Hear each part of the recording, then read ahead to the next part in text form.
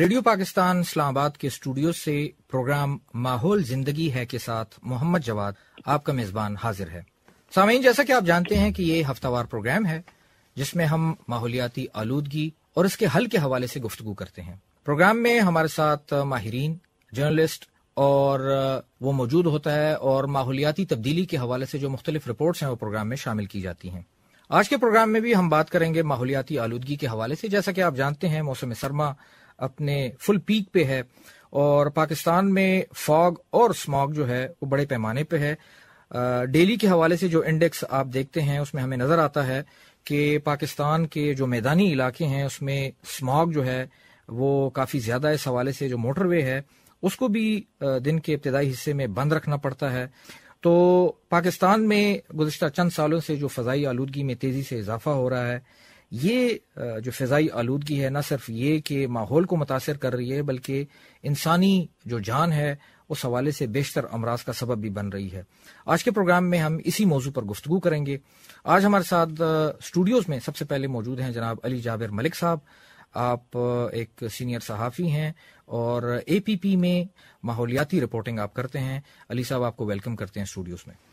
Thank you sir. ہمارے ساتھ ٹیلی phone line پہ ماہر ماحولیات ہیں ڈاکٹر عمران خالد صاحب۔ آپ کا تعلق ایک غیر سرکاری تنظیم ورلڈ وائڈ فنڈ ہے فار نیچر WWF، اس سے آپ کا تعلق ہے۔ ڈاکٹر عمران خالد صاحب، آپ کو ویلکم کرتے ہیں۔ جی بہت شکریہ جی، تھینک یو۔ ڈاکٹر صاحب، گفتگو کا آغاز جو ہے وہ ہم آپ سے ہی کرتے ہیں کہ سردیاں آتے ہی پاکستان کے جو میدانی علاقے ہیں اور جو موٹر وے ہے اس پہ دھند جو ہے وہ کافی بڑھ جاتی ہے۔ اس حوالے سے مختلف حادثات بھی ہوتے ہیں اور سفر جو ہے وہ کافی محال ہو جاتا ہے۔ نہ صرف یہ کہ موٹر وے پہ بلکہ فضائی سفر جو ہے اکثر فلائٹس جو ہے اس حوالے سے بھی کینسل ہوتی رہتی ہیں۔ اس کی وجہ کیا ہے؟ کیا صرف ماحولیاتی آلودگی ہی اس کی ریزن ہے؟ دیکھیے جی، اس میں دو چیزیں ہیں جس کے اوپر ہمیں بات کرنی پڑے گی۔ ایک تو ہے فاگ، اور فاگ ایک نیچرل فینومینا ہے جو کہ سردیوں میں پنجاب میں نظر آتا ہے ہمیں، اور آپ لاہور سے اسلام آباد کی طرف سفر شروع کریں تو وہ چیز آ رہی ہوتی ہے، اور یہ ہسٹوریکلی ہمارے انوائرمنٹ کا حصہ رہی ہے۔ یہ ایک نیچرل فینومینا ہے۔ جو اسماگ ہے اس کا جو لفظ ہے وہ اسموک اور فاگ کو مکس کر کے بنایا گیا، اور اسموک جو ہے وہ پولوشن کی طرف اشارہ ہے، تو that is referring to air pollution. اور جو اسماگ کا جو آنسر ہے وہ ریلیٹیولی ریسنٹ ہے، وہ پچھلے 20 سالوں میں ہمیں زیادہ نظر آنے لگا ہے، اور اس کی وجہ یہ ہے کہ ہمارے ہاں انڈسٹریل پولوشن بڑھ گئی ہے، وہیکولر پولوشن بڑھ گئی ہے، ہمارے ہاں جو ٹریش کا مینج کا نظام نہیں ہے تو ہم لوگ اس کو بھی جلاتے ہیں، اسٹبل برننگ ہوتی ہے فصلوں کی کے بعد۔ یہ سب چیزیں جو ہیں یہ ہوا میں آلودگی پہنچا دیتی ہیں، اور پھر یہ فاگ کا جو نیچرل فینومینا ہے جو کہ ہمیشہ سے چلا آ رہا ہے اس ایریا میں، اس کے ساتھ مل کر ایک بہت ہی برے طریقے سے ہماری جو انوائرمنٹ کو افیکٹ کرتی ہے، اور آگے جا کے پھر ہمارے ہیلتھ کو افیکٹ کرتی ہے اور ہماری ویل بینگ کو افیکٹ کرتی ہے۔ اچھا ڈاکٹر صاحب، اگر ہم خاص طور پہ ایشیا کی بات کریں، اسماگ سے سب سے زیادہ متاثر جو ہے وہ پاکستان، ہندوستان، بنگلہ دیش اور یہ ممالک ہیں۔ جو ڈیلی کا انڈیکس آتا ہے اس میں آلودہ ترین شہروں میں لاہور، کراچی، ڈھاکہ، دلی وغیرہ شامل ہیں۔ تھوڑا سا ہمارے سامعین کے حوالے سے یہ فرمائیے گا کہ ایشیا میں تو کاربن کا یوز بھی کافی حد تک کم ہے بنسبت جو ہے یورپ اور دیگر ممالک کے، تو پھر ہم لوگ اس سے کیوں زیادہ تر متاثر ہیں؟ جی بہت شکریہ آپ کے سوال کا۔ تو دیکھیں، جو ایمیشنز ہیں ہماری، وہ اس کی کئی وجوہات ہیں۔ ایک تو فیول کا استعمال، تو فیول ہم کس قسم کا فیول استعمال کر رہے ہیں اینٹوں کے بھٹوں میں، کس طرح کا فیول استعمال کر رہے ہیں اپنی گاڑیوں کے اندر۔ یہ جو ایسا فیول جو ہم اپنی انڈسٹری میں استعمال کر رہے ہیں، اپنی فیکٹریوں میں استعمال کر رہے ہیں، پورے ساؤتھ ایشیا میں پاکستان کی بات کر لیں، بھارت کی بات کر لیں، بنگلہ دیش کی بات کر لیں، نیپال کی بات کر لیں، تو یہ وہ علاقے ہیں جہاں پر ہم لوگوں نے ترقی کے وہ مراحل نہیں عبور کیے جو کہ ویسٹرن ممالک نے کر لیے ہیں۔ اسی وجہ سے جو فیول ہم لوگ استعمال کر رہے ہیں وہ بہت ہی ڈرٹی فیول ہوتا ہے۔ فار ایگزامپل، یورپ میں اسٹینڈرڈس کے مطابق وہاں پر یورو 6 یورو 7 فیول استعمال ہو رہا ہے۔ پاکستان میں یورو 2 فیول استعمال ہو رہا ہے جو کہ 90 کی دہائی میں یورپ میں استعمال ہونا بند ہو گیا تھا۔ اب امیجن کریں کہ یہی فیول ہماری گاڑیوں میں چل رہا ہے۔ ہمارے ہاں جو ڈیزل ٹرکس میں استعمال ہوتا ہے وہ بھی بہت ہی ایک ایسی چیز ہے جو کہ ڈرٹی فیول ہے، جو کہ استعمال بہت پہلے کم ہو گیا تھا۔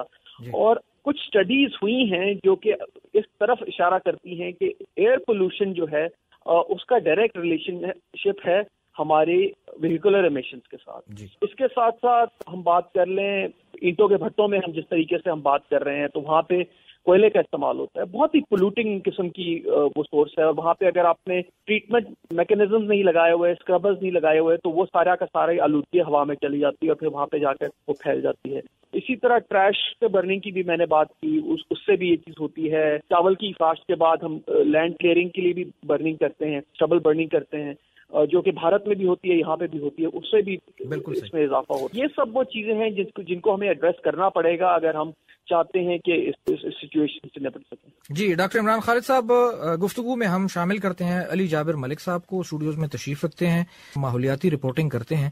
علی، یہ بتائیے گا کہ جو خطرہ ہے ماحول کے حوالے سے وہ بہت بڑا ہے، لیکن حکومت تو اپنے طور پہ اقدامات کر رہی ہے. آپ دیکھیں بلین ٹری سونامی کا جو پروجیکٹ ہے وہ درختوں کے حوالے سے ہے. پیٹرول کا ذکر کیا ڈاکٹر صاحب نے، تو آپ یہ دیکھیں لیڈ فری پیٹرول جو ہے وہ اویلیبل ہے، اس کے حوالے سے بھی کام کیا جا رہا ہے، چھاپے بھی لگائے جاتے ہیں. باقاعدہ طور پہ ایک ایجنسی ہے EPA، انوائرمنٹل پروٹیکشن ایجنسی، جو کہ یہ اینٹوں کے بھٹے میں ٹائر وغیرہ اور اس قسم کا جو ٹریش جلانے کے حوالے سے وہ چھاپے بھی مارتے ہیں، اقدامات بھی ہو رہے ہیں. وجہ کیا ہے کہ پاکستان میں ماحولیاتی آلودگی کم نہیں ہو رہی بلکہ بڑھتی جا رہی؟ بہت بہت شکریہ جواد صاحب. میں سامعین کی انفارمیشن کے لیے یہ بات بتانا چاہوں گا کہ 98ویں ترمیم کے بعد جس طرح کافی سارے ادارے اور جو قانونی عوامل تھے وہ صوبوں کو منتقل ہو گئے تھے، اسی طرح ماحول بھی انہی میں سے ایک سیکٹر ہے جو صوبوں کے سپرد کر دیا گیا. اب EPA کا جو عمل دخل ہے وہ اسلام آباد تک محدود ہو کر رہ گیا ہے، اور ہر صوبے کا اپنا جو ہے صوبائی انوائرمنٹل پروٹیکشن ایجنسی کا ادارہ موجود ہے.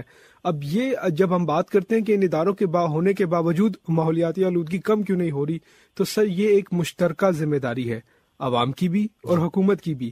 اب مسائل جہاں تک ہیں تو ہم سب سے پہلے ہمارے یہاں جس طرح ڈاکٹر عمران خالد نے بات کی کہ ویسٹ مینجمنٹ کا کوئی نظام نہیں ہے، ہم کچرا جلاتے ہیں، ہم ویسے اپنے کوئی کھانا پکانے کے لیے کسی جگہ گیس نہیں آ رہی ہے تو پلاسٹک کا بیگ ہم رکھ لیتے ہیں لکڑیوں کے درمیان کہ وہ جلدی آگ پکڑتا ہے، ہم اس کو جلاتے ہیں، تب سے اس سے جو دھواں اٹھتا ہے وہ بھی پولوشن کا ذریعہ بنتا ہے. EPA جو ادارے ہیں، ایک بدقسمتی کے ساتھ ان کے پاس جو سٹاف موجود ہے وہ بہت کم ہے، اس کی تعداد. پھر دوسری بڑی پیچیدگی یہ ہے کہ قانونی طور پر ان کے پاس کوئی سخت ایسا لیگل کور نہیں ہے جس کے تحت وہ کوئی کارروائی ایسی کریں. وہ زیادہ سے زیادہ فائن کر سکتے ہیں، یا آپ کی ادارے دکان یا ادارے جس جگہ پہ آپ آگ لگا رہے ہیں، ماحولیاتی قوانین کی خلاف ورزی کر رہے ہیں، وہ اسے سیل کر سکتے ہیں. جہاں تک بات آپ نے کی 10 بلین ٹری سونامی پروجیکٹ کی، تو وہ پورے ملک میں جاری ہے، اس میں پلانٹیشن بھی ہو رہی ہے، مگر صرف پودے لگانے سے ایئر پولوشن ختم نہیں ہو سکتا. ایئر پولوشن ختم کرنے کے لیے ہمیں عوامی لیول پر بڑے پیمانے پر عوامی آگہی، تعلیم اور ان کی ذہنی نشوونما کرنی ہوگی ماحولیاتی آلودگی کے متعلق.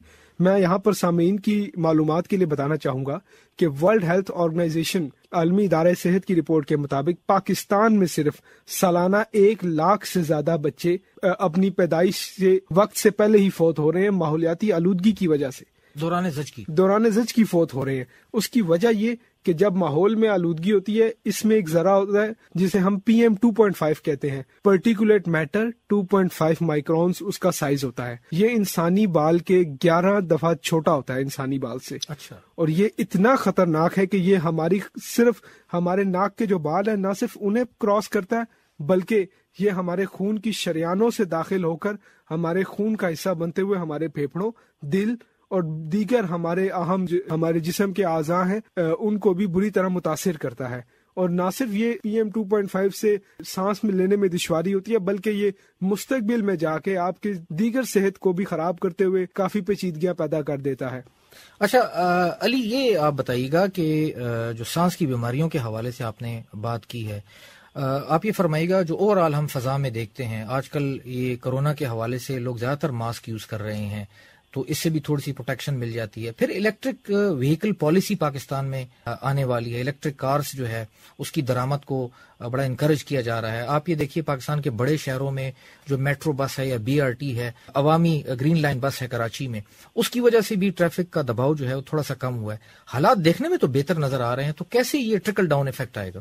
یہ بہت ہی آپ کا بہترین سوال ہے سر. BRT اور اس طرح کے جو منصوبے ہیں سر، یہ بالکل آپ نے درست کہا کہ یہ سڑکوں پہ گاڑیوں کی تعداد کو کم کرتے ہیں، مگر چونکہ ان کو پلان اس طریقے سے کیا گیا ہے، ان کی منصوبہ بندی ایسی ہوئی کہ یہ پورے شہر کو کور نہیں کرتے، یہ خاص مخصوص روٹ پر چل رہے ہیں. اگر آپ چاہتے ہیں کہ ماحولیاتی آلودگی کم ہو، اس کے لیے آپ کو اپنی گاڑیوں کی تعداد کو کم کرنا ہوگا، اور اس کے لیے سب سے ضروری عمل ہے کہ آپ عوام کے لیے سہل، با حفاظت، ماحول دوست ٹرانسپورٹ فراہم کریں، جو نہ صرف بلکہ سہولیات سے آراستہ ہو بلکہ یوزر فرینڈلی ہو، جسے ہر کوئی کہیں سے بھی ایکسیس کر سکے، جسے دنیا بھر میں ہوتا ہے کہ آپ دیکھیں گے کسی بھی صحت کے ادارے اور تعلیمی ادارے کے پاس BRT جیسے روٹ ضرور ہوگا، جہاں پہ تاکہ لوگ اگر جانا چاہیں تو آرام سے ایکسیس کر سکیں.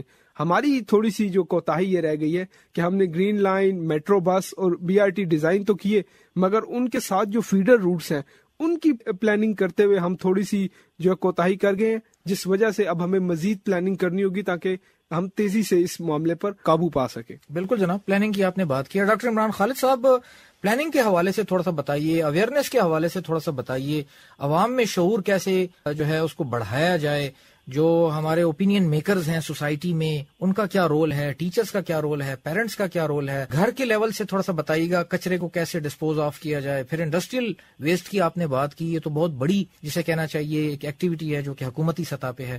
اوور آل سوسائٹی کو کیسے چینج کیا جائے، سینسیٹائز کیا جائے. دیکھیں، علی نے بہت اچھے قسم کے ابھی سجیشنز دی ہیں، اور BRT پہ جو انہوں نے فیڈر راؤٹس کی بات کی. دیکھیں، اس میں جب ہم بات کرتے ہیں جنرل اویئرنیس کی تو اس میں دو چیزیں آتی ہیں. ایک وہ اویئرنیس ہے جو کہ ہمارے پالیسی میکرز کے پاس ہونی چاہیے، ہمارے گورنمنٹل آفیشلز کے پاس ہونی چاہیے. گورنمنٹ کی رسپانسبلٹی ہے کہ عوام کو صاف پینے کا پانی پرووائڈ کرے، ان کی آب و ہوا کا خیال رکھے، ہیلتھ کا خیال رکھے، سیفٹی کا خیال رکھے، ایجوکیشن کا خیال رکھے. ٹھیک ہے، ہم ابھی نیشنل سیکورٹی پالیسی آ رہی ہے جس میں بات کی جا رہی ہے نان ٹریڈیشنل سیکورٹی تھریٹس پہ. تو یہ وہ سب چیزیں ہیں جو کہ اس میں آتے ہیں. اب پبلک کی جب ہم بات کرتے ہیں تو وہاں پہ بات آتی ہے کہ پھر جب گورنمنٹ نے اپنے کئی اسٹیپس لے لیے تو پھر کس طریقے سے جو پبلک ہے وہ اس پہ کنٹریبیوٹ کر سکتی ہے. تو پھر گھر کا ویسٹ مینیج کر، ایک دوسرے کے ساتھ مل کر اپنی انوائرمنٹ کو صاف رکھنا ہے. بچوں کو تعلیم دینی ہے کہ وہ شروع سے ان کے ہاں ان کی نالج میں اضافہ ہو انوائرمنٹ کے لحاظ، ہیومن ہیلتھ کے لحاظ سے. لیکن ہم اس جگہ پہ پہنچے نہیں ہیں. اس وقت جو بات ہونی چاہیے وہ یہ کہ گورنمنٹ کا کیا کردار ہے اور گورنمنٹ کیوں نہیں کر پائی. آج کل لاہور کے اندر اگر آپ دیکھیں تو ایئر کوالٹی انڈیکس 600 سے تجاوز کر جاتا ہے، ریگولرلی کر رہا ہے، 500 سے تجاوز کر رہا ہے. 300 سے اوپر تجاوز کرے تو اٹ بیکمز ہیزرڈس. اچھا، آپ امیجن کریں کہ وہ ٹوائس ہیزرڈس اماؤنٹ جو ہے ایئر پولوشن کا اس وقت لاہور میں ہے، اور وہاں پہ کیا صورتحال بنی ہوگی ان بچوں کے لیے جو کہ چل کر اسکول تک جاتے ہیں، یا ان فیملیز کے لیے جو کہ ایک ایئر پیوریفائر افورڈ نہیں کر سکتے، یا ان فیملیز کے لیے جو کہ K95 ماسک نہیں افورڈ کر سکتے. K95 ماسک آپ نے پہنا ہو تو شاید تھوڑی بہت آپ کی اس میں بچت ہو جائے. تو اس میں یہی کہنا چاہوں گا کہ پہلا سٹیپ جو ہے وہ حکومت کو کرنا پڑے گا، حکومت کو لینا پڑے گا، انویسٹ کرنا پڑے گا ریسورسز میں، انویسٹ کرنا پڑے گا کیپیسٹی بلڈنگ میں. EPS کی بات ہوئی تھی، EPS اس وقت ہمارے ہاں دے آر انڈر اسٹاف، ان کے پاس کیپیسٹی نہیں ہے کہ وہ ہر جگہ جا کر اینٹوں کے بھٹے تک پہنچے، فیکٹریز تک پہنچے. اگر وہ پہنچ بھی جاتے ہیں تو وہاں پر ویسٹڈ انٹرسٹ اتنے پاورفل ہوتے ہیں کہ ان کو وہ پھر آگے اپنا کام نہیں کرنے دیتے. پھر ساتھ ساتھ ہمیں اسکیل اپ کرنے کی بات کرنے کی ضرورت ہے کہ کس طریقے سے اگر الیکٹرک وہیکل پالیسی آئے گی تو کس طریقے سے اس کو اسکیل اپ کریں گے، کس طریقے سے اگر بہتر فیول آ رہا ہے تو کس طریقے سے وہ پورے ملک میں پہنچائیں گے. اس پہ اسموگ کے اوپر ڈسکشن ہماری ہمیشہ دسمبر اور جنوری میں ہو رہی ہوتی ہے.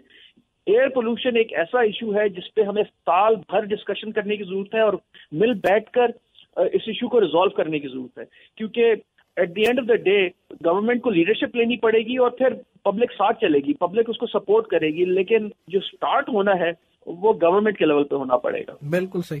علی، اسی بات کو آگے بڑھاتے ہیں کہ جو ورٹیکل ایکسپینشن ہے وہ بڑی ضروری ہے، جو کہ ہاریزونٹل اس وقت جو ہے ہم دیکھ رہے ہیں انڈیویجول یونٹس جو ہیں وہ بنتے جا رہے ہیں.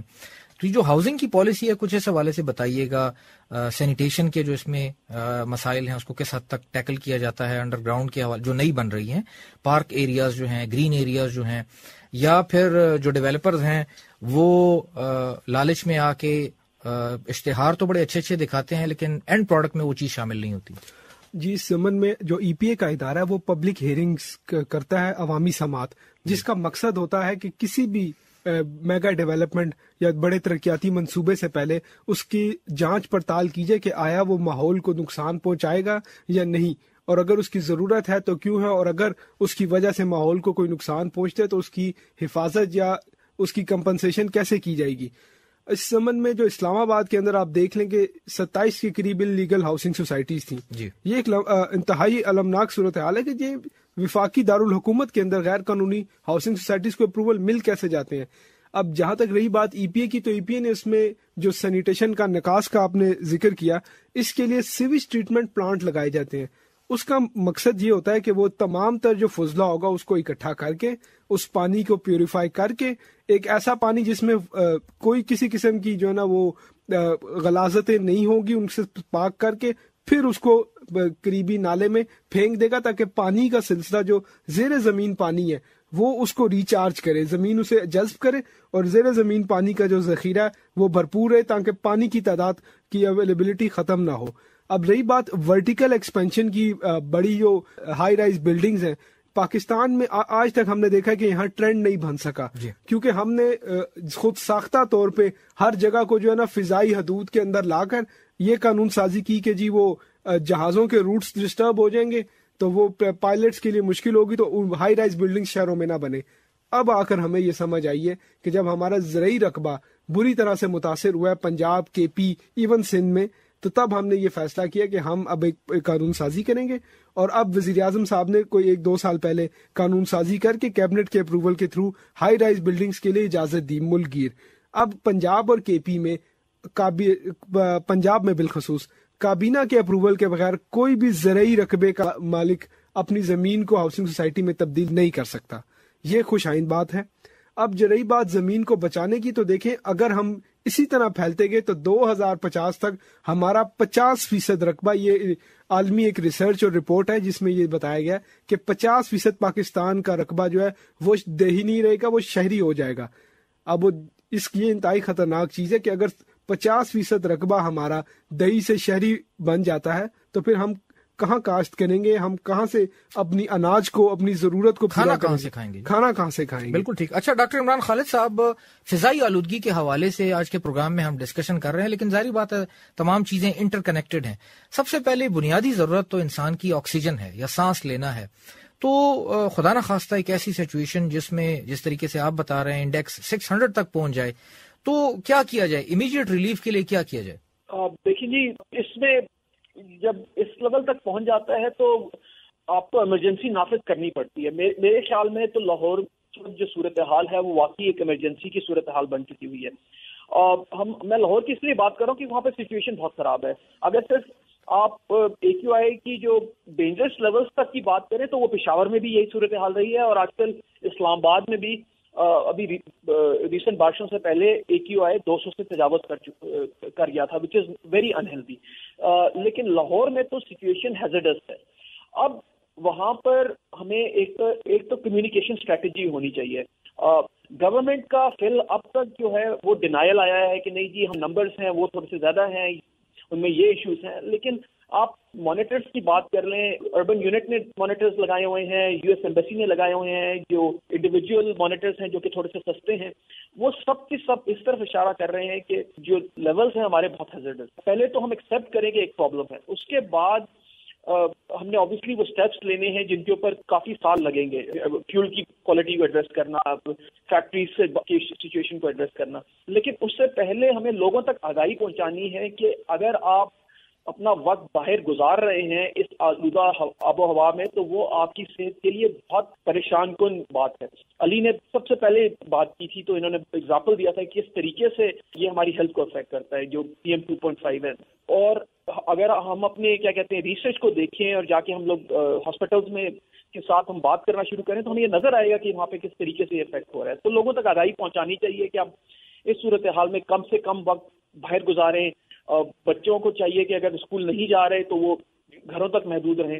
ہاں، گھروں تک محدود رہنے سے بات شاید اتنی بہتر نہ ہو کیونکہ ایئر کوالٹی یہ نہیں دیکھتی کہ آپ گھر کے اندر ہیں اور باہر ہیں، تھوڑا بہت اس میں فرق آتا ہے لیکن پھر بھی وہ ہمیں کرنا پڑے گا۔ جو ماسک ہیں KN95 جو ایسے ماسک جو اس آلودہ ایئر سے پولوٹیڈ ایئر سے ہمیں بچا سکتے ہیں، یہ ہم سب کو اویلیبل کرنے پڑیں گے، گورنمنٹ کو یہ پرووائڈ کرنے پڑیں گے، کیونکہ ہر کوئی اس کو افورڈ نہیں کر سکتا. یہ 150-200 روپے کا ایک ماسک ہوتا ہے، تو وہ کس طریقے سے ہماری پاپولیشن کرے گی؟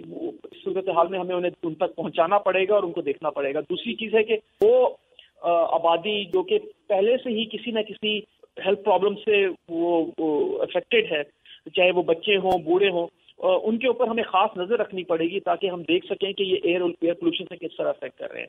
دیکھیے اس کا حل صرف ایک یہ ہے، وہ یہ ہے کہ ہمیں مل جل کر یہ ڈیسائیڈ کرنا ہے کہ یہ جو مسئلہ ہے یہ ہمارا ایک نیشنل سیکیورٹی کا مسئلہ ہے. اگر دوسرا ملک آ کر ہماری آبادی کو اس طریقے سے اٹیک کر رہا ہو جس طرح کے ایئر پولوشن کر رہی ہے تو ہم کبھی بھی we won't stand for it.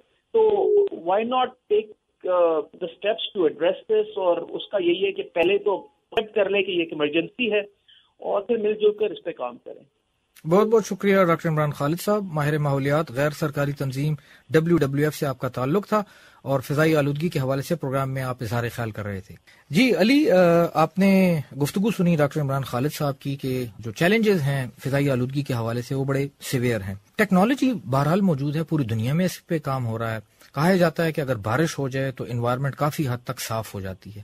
تو دنیا کے کئی ممالک نے مصنوعی بارش جو ہے برسانے کے حوالے سے کام کیا ہے. دبئی پہ اس پہ ریسنٹلی کام ہو رہا ہے، سعودیہ میں کام ہو رہا ہے. پاکستان میں سائنٹیفک ریسرچ کہاں تک پہنچی ہے، اور خاص طور پہ جہاں اس قسم کی صورتحال ہے سردی میں یا تھر یا ڈیزرٹ کے علاقے جو ہیں گرمی میں؟ میں اس سے پہلے یہ آپ کے سوال کا جواب دوں، میں آپ کو سامعین کو بھی ایک بڑی دلچسپ بات سے آگاہ کرنا چاہوں گا. جی. کورونا کے دوران جب عوام نے ماسک پہننا شروع کیے تو ایک بڑی دلچسپ ریسرچ ہماری نظروں سے گزری کہ اس سال جو پولن سے متاثرہ لوگوں کی تعداد تھی وہ بے حد کم تھی، اور خاص طور پہ ایئر پولوشن چونکہ لاک ڈاؤنز تھے. جی. تو اسلام آباد میں وائلڈ لائف پہلے سے زیادہ نظر آنے لگی سڑکوں پہ. اور اب فضا اتنی صاف تھی کہ دور تک پہاڑوں کو دیکھا جا سکتا تھا. بالکل صحیح. اب جب آپ نے مصنوعی بارش کی بات کی سر، تو ابھی ریسنٹلی پاکستان میں بھی چونکہ حکومت کے لیے یہ واقعی ایک مسئلہ ہے. اب سوشل میڈیا پہ اکثر ٹرینڈز چل رہے ہوتے ہیں، وہ حکومت کے لیے باعث تذبذب بھی ہوتا ہے. جب یہ سائنٹسٹ نے اسٹڈی کیا کہ کیا پاکستان میں مصنوعی بارش کروائی جا سکتی ہے، تو رہی بات اگر اربن سینٹرز کی، تو ایئر پولوشن اربن سینٹرز میں زیادہ ہے، یعنی ہمارے بڑے شہروں میں بہت زیادہ ہے. اگر ہم مصنوعی بارش کراتے ہیں تو پانی کہاں جائے گا؟ پانی کی تعداد اتنی زیادہ ہو جائے گی کہ وہ اربن فلڈنگ کا خطرہ پیدا کر دے گی، جس سے بجائے پولوشن تو شاید کم ہو جائے مگر مزید اموات اور نقصان کا خدشہ بڑھ جائے گا سیلاب کی صورت میں. تو چونکہ ہمارے پاس کوئی چھوٹے ڈیمز یا شہروں میں بھی ہم نے کوئی اتنے رقبے چھوڑے نہیں ہیں جہاں پر مصنوعی تالاب بنا دیے جائیں اور نالوں کے ذریعے پانی کا رخ اس طرف کر کے پھر بارش کرائی جائے. اب دبئی میں جو مصنوعی بارش کرائی گئی اس سے پہلے ڈیم بنایا گیا اور اس پانی کا رخ تمام اس ڈیم کی طرف کر دیا گیا تھا نالوں کے ذریعے، پھر اس پانی کو وہاں جمع کیا گیا، اس لیے وہاں یہ کامیاب ہو گیا. ہمارے لیے ہمیں پہلے ان کے اس پانی کو جمع کرنے کے لیے نظام بنانا پڑے گا، پھر مصنوعی بارش کی طرف ہم جا سکتے ہیں، ورنہ ہمارے لیے یہ مہلک ہوگا. بالکل جناب، اور نظام بنانا پڑے گا. ہر چیز کے حوالے سے ہمیں سوچنا پڑے گا، پہلے سے جو ہے پیش بندی کرنی پڑے گی. جیسے آپ نے فرمایا کہ جو پاکستان میں قبضہ مافیا ہے تو یہ ڈیم اور پھر اس کے سپل ویز اور وہاں تک تمام جو ہے وہ کالونیاں جو ہے بن چکی ہیں. بہرحال بڑی اچھی خبر بھی ہے ماحولیاتی آلودگی کے اوپر تو ہم گفتگو کر رہے ہیں، لیکن ماحول کے حوالے سے ماحول دوست جو ہے وہ اقدامات موجودہ حکومت کی جانب سے لیے جا رہے ہیں. وزارت موسمیاتی تبدیلی نے کاغان ویلی کے منرو ٹریک کے اوپر ایک ایکو فرینڈلی گاؤں بنایا ہے، اور اسی پہ مزید گفتگو کرتے ہیں. ہمارے ساتھ سینئر صحافی جناب عابد علی صاحب موجود ہیں، وہ ہمیں اس حوالے سے مزید بتائیں گے. ہوگا جی عابد علی صاحب، کچھ تفصیلات بتائیے. یہ تو بڑا ایک آئیڈیل سا جسے کہنا چاہیے کہ گاؤں ہوگا یا ٹورزم اٹریکشن ہوگی، کیا تفصیلات ہیں؟